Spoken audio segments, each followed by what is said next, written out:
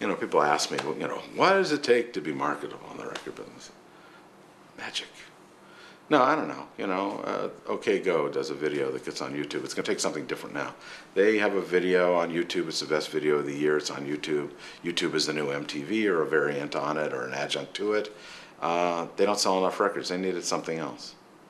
They needed that plus timing plus somebody pushing a button who could then have something happen. So I get to Warner Brothers and I find this band, Flaming Lips, there that everybody tells me I'm going to love, I'm going to love. And I know a little bit about them because I had friends at Warner Brothers for years. And they've been at Warner Brothers morphing over these years to the point where they're a mature band now and they're doing this work and I hear their album and I go, this is the greatest thing, because I'd never gotten into them. I knew they were good, but I never knew who they were.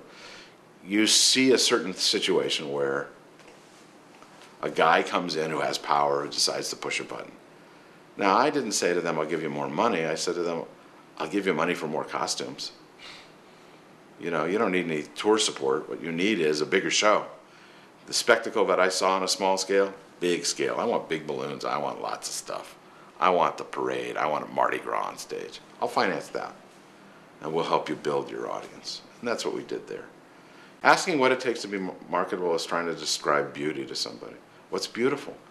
What happens is you've got to put yourself in a position where a guy who understands you're beautiful asks you to marry him.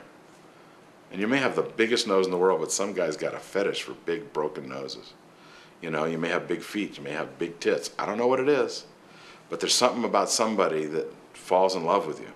And a band has to figure out who that mate is that's going to be able to take care of them for the rest of their life.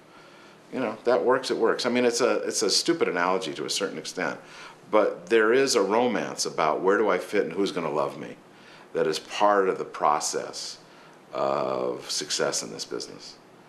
You know, it may be I'm going to go out with this guy for a while because I really like him, but I don't think I'm going to marry him. You know, maybe a small independent label. I'm going to live with this guy for a while because he's the guy I love right now. And then all of a sudden you say, you know, I really don't love him. He's really a great guy, but this isn't feeding my soul. And I met a guy at a party the other night that's got a really big house that maybe that's where I belong. You know, and to a certain extent, that's what you see. We see in the rock world, independent labels, guys, Avenged Sevenfold, small label.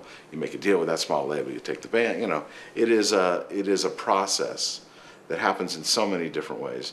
David Foster finds Josh Groban because Seth Riggs, the vocal coach, called and said, I got a 16-year-old kid that sings like Andrea Bocelli. You got to hear him. So there are so many avenues to figure out. It's almost individualized from band to band to band. There are very few generalizations other than the fact is find someone to fall in love with you.